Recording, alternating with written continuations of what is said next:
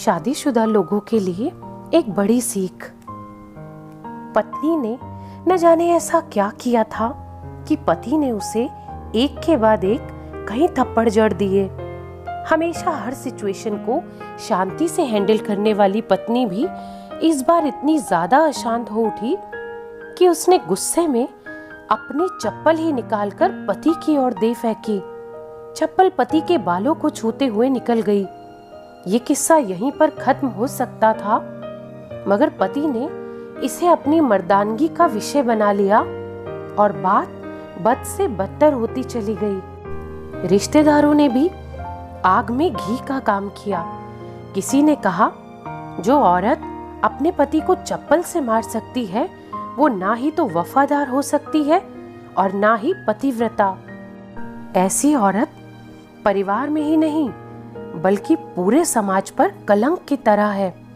बीवी के पक्ष वाले भी फिर कहाँ पीछे रहने वाले थे। किसी ने कहा, 21वीं सदी में भी जो औरत के साथ मारपीट करते हैं उन्हें तो जेल भेज देना चाहिए। तो कोई कहता, जरूर उसको कोई और पसंद आ गई होगी, इसीलिए अब पत्नी से मारपीट करने लगा है। बात कोर्ट तक पहुंच गई।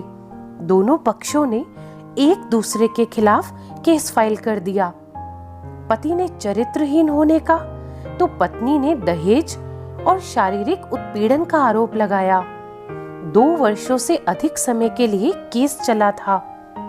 इन 2 वर्षों के दौरान दोनों पति पत्नी अलग अलग ही रह रहे थे।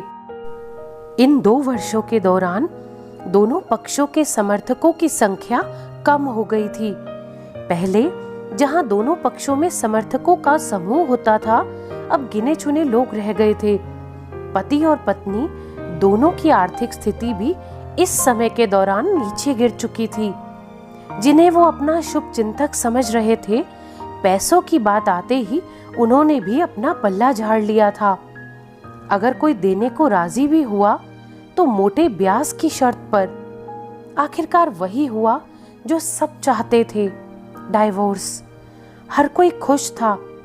दोनों पक्षों के रिश्तेदार, उनके माता पिता और दोनों के वकील।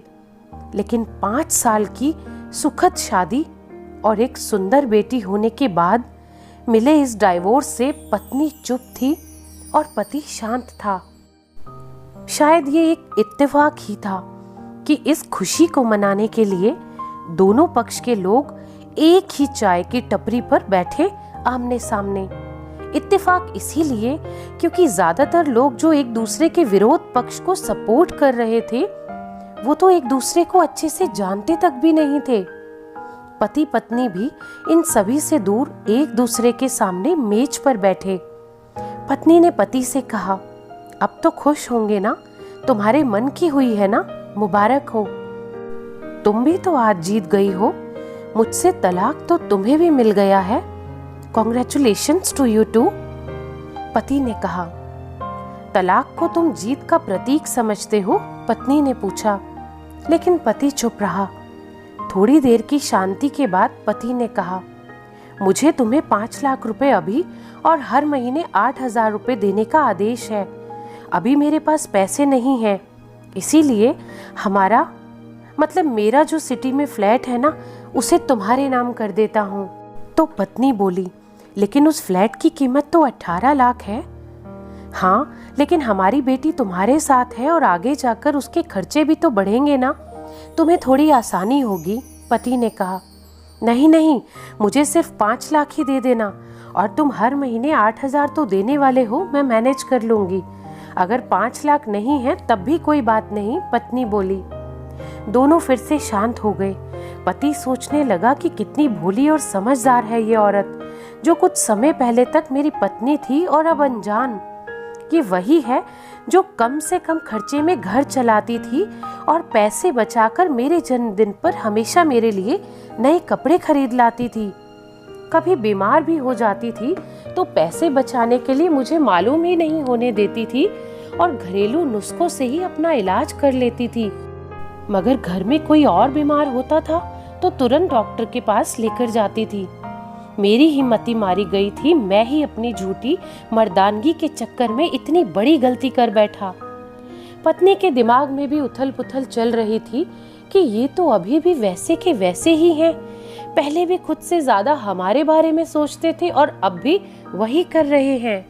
ये वही आदमी है जो मुझे एक्सीडेंट से बचाने के लिए खुद मोटरसाइकिल के आगे कूद पड़े थे और अपनी उंगली तोड़वा बैठे थे। पता नहीं कौन सी मनहूस घड़ी में मैं झगड़ा कर बैठी। पति ने मौन तोड़ते हुए पूछा, अब तुम्हारे कमर का दर्द कैसा है? ज्यादा तकलीफ तो नहीं होती? पत्नी हल्का सा मुस्कुराई और बोली, अभी भी होता है, अब तो पेट में भी क्रैम्प्स उठते हैं। वो तो होगा ही, तुम योगा या कसरत भी तो नहीं करती हो। अब किसी गायनोकोलॉजिस्ट को जरूर दिखा देना, पति ने कहा। तुम बताओ, तुम्हारा अस्थमा कैसा है अब? क्या अब भी अस्थमा का अटैक आता है तुम्हें?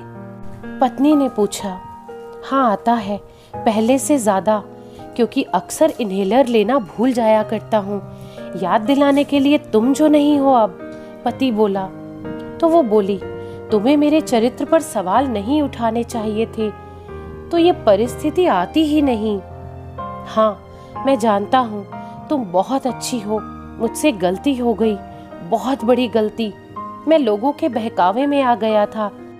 पति बोला, तुमने भी तो मुझ पर दहेज का इल्जाम लगाया था। वो बोला, हाँ मैं भी गलत थी और इस बात का मुझे भी पछतावा हुआ, पत्नी ने कहा। पति कुछ कहना चाह रहा था लेकिन हिचकिचा रहा था, तो पत्नी ने पूछा, कुछ कहना चाहते हो? तो वो बोला, क्या सब पहले जैसा नहीं हो सकता? क्या मतलब? पत्नी बोली, मतलब कि हम फिर से पहले की तरह पति पत्नी बनकर, सच्चे दोस्त बनकर नहीं रह सकते? पति ने कहा। पर ये डाइवोर्स के पेपर दिखाते हुए पत्नी ने कहा। फाड़ देते हैं, पति ने अपने पास रखे डाइवोर्स के पेपर फाड़ते हुए कहा। पत्नी ने भी अपने पास रखे पेपर फाड़ दिए। सभी हैरान थे, वकील, रिश्तेदार और माँ बाप। पति पत्नी दोनों एक दूसरे के हाथ में हाथ पकड़े अपने घर की तरफ चले गए। तो दोस्तों, ये कहानी उन पति पत्नी के लिए बड़ी सीख है जो छोटी छोटी बातों पर लड़ते हैं और इन झगड़ों को बड़ा बना के अलग होने का डिसीजन लेते हैं। प्यार और झगड़ा तो एक सिक्के के दो पहलुओं की तरह है जो दोनों को स्वीकार करना होगा, तभी ये पवित्र रिश्ता उसकी मंजिल तक पहुंच पाएगा। तो ये कहानी आपको कैसी लगी कमेंट करके जरूर बताइएगा, और अगर ये कहानी आपको पसंद आई हो तो प्लीज लाइक जरूर कीजिएगा।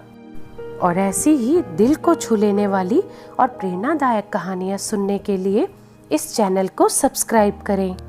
धन्यवाद।